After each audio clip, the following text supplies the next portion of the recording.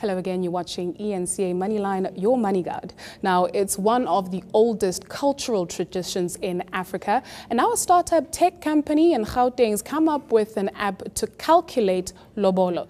But can technology really replace the wisdom of age-old customs, and can the app make any money? Home offices, popular settings for small tech startups. And this one has developed a truly African-inspired idea, the Lobola app. So you can work in your pajamas. Lobolo, loosely translated to bride price, is the custom whereby a groom pays the family of his fiancée for her hand in marriage. This app provides Lobolo averages for every province in the country. But the real drawcard is calculating a woman's worth with a few intimate questions. You would enter your age, you enter your height in centimeters, of course, and you enter your weight in kilograms, then you enter your waist size. Now you have to pick one choice there: highest qualification, university degree, employed, yes or no. Have you been married before? No. Do you have children? No. And you go forward. That's done. The calculations are done in the background. And see results. 70 grand or 9 cars. And you certainly don't charge for people to download the app. No, so I don't. How are you going to make any money? I make money because I have a job. That was purely for fun. Making funky apps are fun, but they don't always pay the bills. You know, we all have great ideas, and as developers do, you just kind of run with your idea instead of doing the research. And I think over the years, we've kind of realized that you've got to do a lot of market research before you actually start developing your app. So even if you think you have a great idea, I think the key is to see, is there a market for it? But making money from the Lobola app is not the only concern. Culturalists warn that Lobolo is more than just quantifiable quality. It's about working relationships and family respect into a bride's price, which apps can't calculate. Yusuf Omar, 4Ways.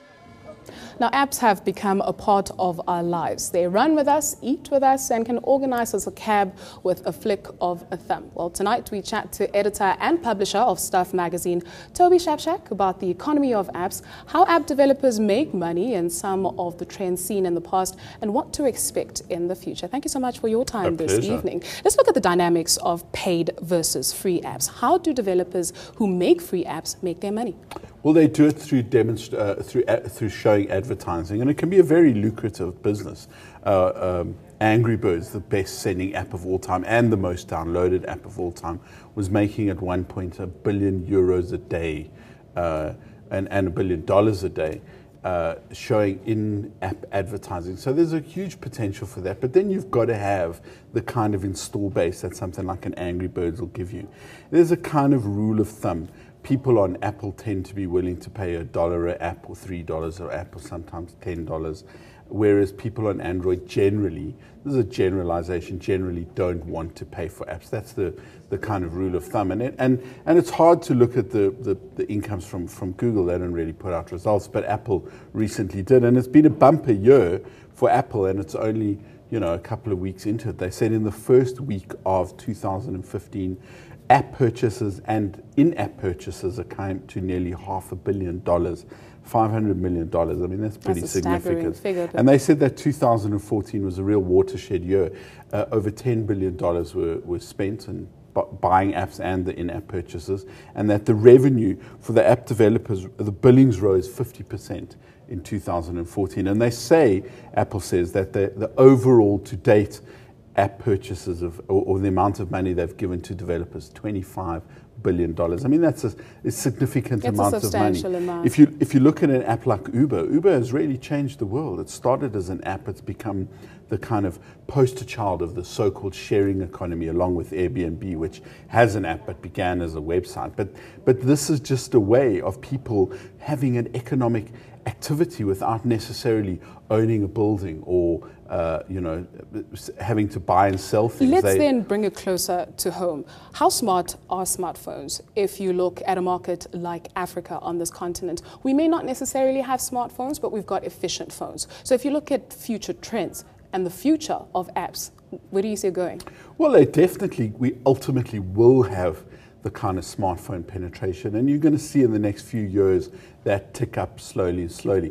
The problem is that they're far too expensive for the time being. The rise of the Chinese manufacturers will change that. Certainly Huawei, Xiaomi. Xiaomi is this Chinese brand no one's ever heard of, but is already the third largest seller of smartphones in the world after Samsung and Apple. So you'll see the rise of cheaper, more affordable smartphones. I expect we'll see dual SIM phones as well. And as people start to adopt them, then you'll see the kind of penetration in Africa. But that's not to say there aren't incredibly innovative and clever things being done outside of apps. You know, M-Pesa is the one frequently mentioned. MTN's mobile money, in the first 9 months they had 1 million users and had done R1 billion in transaction. That was in 9 months. I mean, that was a year ago already. So there definitely is great potential in terms of cell phone use, and apps will ultimately follow. M-Pesa in South Africa, I think, under Herman Singh, is going to get a real reinvigoration. So we could probably see some interesting things with mobile payments, and that, of course, is going to move from the M-Pesa USD way of doing it, which you can do on any phone, basic or smartphone. Unfortunately, we have run out of time, but looking at the apps that we have in South Africa and Africa, are we developing apps to suit our needs? I think we really are. I mean, if you look at something like the App of the Year competition sponsored by MTN Business, but not business-focused apps, there are great apps. SnapScan, which was recently bought last year by Standard Bank, was one of the winners.